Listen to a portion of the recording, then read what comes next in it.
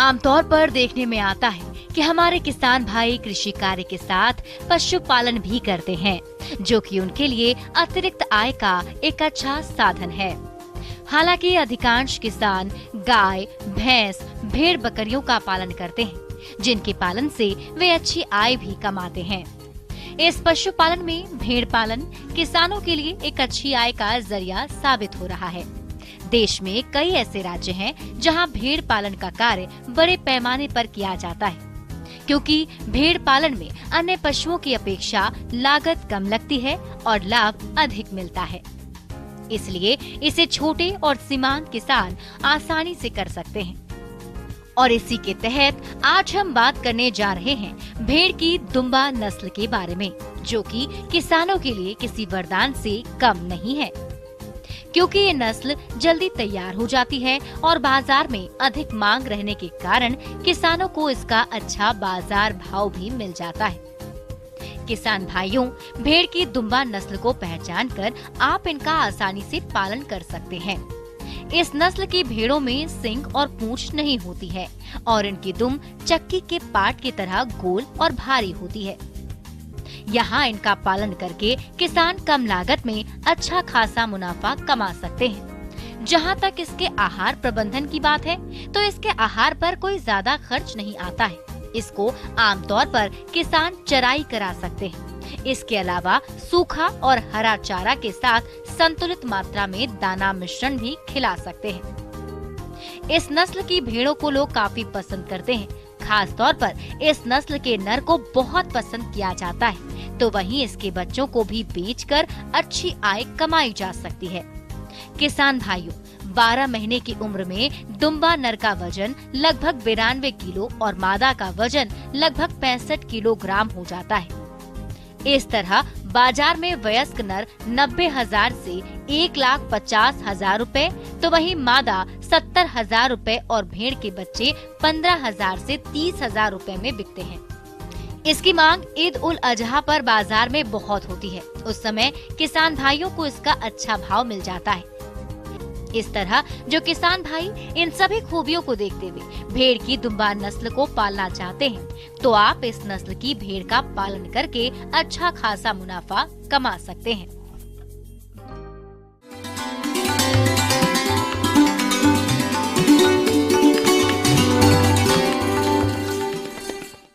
आइए जानते हैं अन्नदाता निःशुल्क फोन के माध्यम से पूछे गए समस्याओं का समाधान।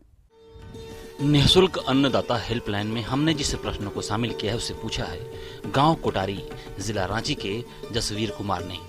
आपने नींबू घास की उन्नत किस्में और बुआई तकनीक के बारे में जानकारी चाहिए, तो इसके लिए देखिए कार्यक्रम का यह अंश।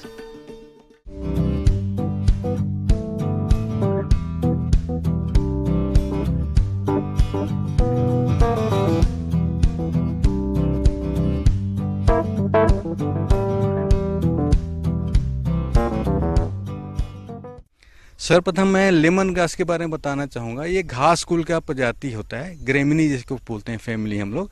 इसका एक सदस्य होता है और इसका बिहेवियर बिल्कुल घास की तरह होता है। इसका मतलब, कहने का मतलब ये कि ये घास की तरह ही व्यवहार करता है। ये चाहे आप इसको बहुत ही आर्द्र कंडीशन में या बहुत ही सूखे कंडीशन में ग्रो करना चाहें, तो दोनों ही तरह की स्थिति के लिए बहुत ही उपयुक्त होता है। लेमन ग्रास, जिसे नींबू घास भी कहते हैं, इसकी खेती सिंचाई की सुविधा हो वहाँ तो हो सकती है, जहाँ सिंचाई की सुविधा नहीं हो वहाँ भी की जा सकती है। जहाँ सिंचाई की सुविधा नहीं होती वहाँ इसे बरसात में लगाएं और जहाँ सिंचाई हमेशा मिल सकती है वहाँ अधिक ठंड और अधिक गर्मी को छोड़कर कभी भी लगा सकते हैं। इसकी खेती उन क्षेत्रों के लिए अधिक फायदे वाली है जहां जंगली जानवर फसलों को नुकसान पहुंचाते हैं, क्योंकि इसे कई जंगली या छोटे जानवर नहीं खाते हैं। साथ ही रोग कीटों की समस्या भी नहीं आती है। इसके बारे में मैं बताना चाहूँगा कि जो सॉइल कंडीशन जो होता है, दोमट मिट्टी और जो थोड़ा सा रेतीला मिट्टी होता है, ये इसके लिए बहुत ही उपयुक्त होता है। अब मैं चर्चा करना चाहूँगा कि कैसे बीज हम प्राप्त कर सकते हैं। तो राष्ट्रीय जो बागवानी मिशन है, इसके अनेक एजेंसी झारखंड में कार्यरत हैं, इवन के रांची सेंटर में इसकी बहुत ज़्यादा एजेंसीज कार्यरत हैं।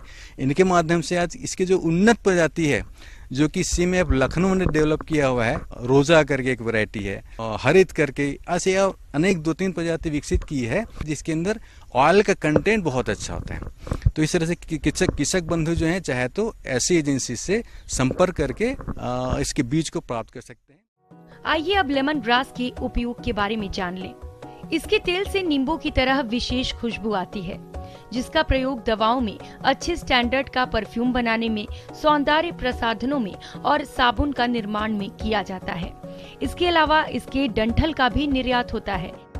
इसकी बाजार व्यवस्था की जानकारी के लिए आप नजदीकी कृषि विभाग में संपर्क करके ही इसकी खेती करें, जिससे आपको किसी तरह की परेशानी नहीं हो और आपका उत्पाद आसानी से बिक जाए। तो उसकी खेती करने के लिए हमको करीब 1 हेक्टेयर में करीब 4 या 5 किलो सीड की आवश्यकता होती है, बीज की आवश्यकता होती है। और बीज को हम पहले नर्सरी में ऐसी नर्सरी बेड लगा करके इसका छोटा पौधा तैयार कर सकते हैं, और इस तरह से उगाए गए पौधे को हम खेतों में ले जा करके कम से कम 2 या 2.5 मीटर के स्पेसिंग पे हम इसको पूरे सघन रूप से इसको लगा सकते हैं। तो इस तरह से कम 1 हेक्टेयर क्षेत्र में आपको 35 से 40 हजार पौधे जो है आराम से लगाए जा सकते हैं। इसकी खेती सिंचित, असिंचित क्षेत्रों के अलावा सूखा, ऊसर और ढलान वाले खेतों में कर सकते हैं। इसकी खेती के लिए पुरानी फसल से स्लिप लिया जाता है और इसकी रोपाई की जाती है। 1 हेक्टेयर में लगभग 60,000 स्लिप्स लगते हैं। लाइन से लाइन की दूरी 45 सेंटीमीटर और पौध से पौध की दूरी 30 सेंटीमीटर रखते हुए इसकी रोपाई करते हैं। रोपाई से पहले खेत की तैयारी के समय गोबर की खाद या वर्मी कंपोस्ट डालें। अन्य रासायनिक उर्वरकों का प्रयोग नहीं करें। अगर कंपोस्ट खाद उपलब्ध न हो तो उस दिशा में रासायनिक खादों का प्रयोग करना पड़ेगा। खड़ी फसल में खाद उर्वरकों के प्रयोग की कोई आवश्यकता नहीं होती। रोपाई के बाद अगर बरसात का दिन नहीं है तो शुरुआत में सिंचाई करनी होगी। इस तरह से आपकी फसल 5 से 6 माह के बाद कटाई के लिए तैयार हो जाएगी। इससे कटाई किस तरह से करें? तो प्रथम बार जब आप रोपण करते हैं उसके बाद कम से कम 3 या 4 में जो प्रथम कटाई होती है वो 3 से 4 महीने के बाद होती है। 3 से 4 महीने आप कटाई कर सकते हैं। उसके कटाई के लिए है कि कम से कम ऊपर 2 या 3 सेंटीमीटर हमको ऊपर छोड़ना पड़ता है, ठीक है, ताकि आने वाले समय में फिर वो एरिया जो है अच्छा पूरा भर जाए आपका खेत पूरी तरह से। तो इस तरह से 3 या 4 कटाई 1 साल के अंदर में हम कर सकते हैं, और प्रति कटाई से कम 10 से 8 या 10 टन जो है प्रति हेक्टेयर उपज में लेमन ग्रास जो घास होता है वो हम तैयार कर सकते हैं। और इसको काट करके हम इसको एक सूखे एरिया में हम इसको सुखाते हैं, एक ड्राई एरिया में जो कि इनके शेडेड होता है, छायादार जगह पर इसको सुखाया जाता है। और यहाँ से फिर इसको जो आसवन करने वाला जो यूनिट है, डिस्टिलेशन यूनिट, वहाँ पर इसको सप्लाई किया जाता है। इसकी खेती में जहाँ तक लागत की बात है तो पहले साल 40 से 50 हजार रुपए प्रति क्विंटल लागत आती है। इसके बाद लागत कम आती है। आइए अब लाभ के बारे में बात कर लेते हैं।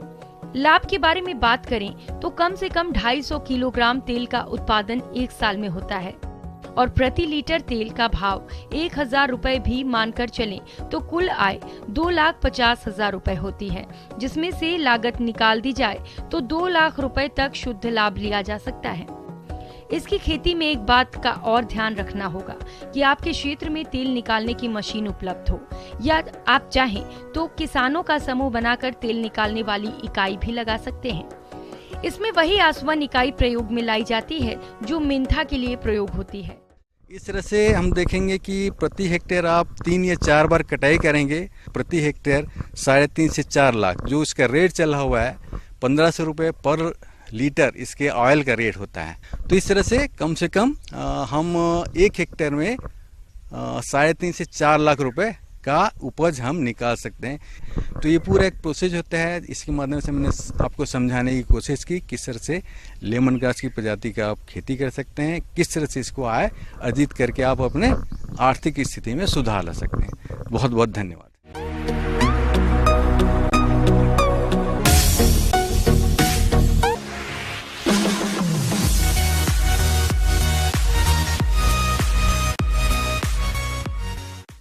एक नजर डालते हैं राज्य के कुछ मंडियों के प्रमुख फसलों के बाजार भाव पर।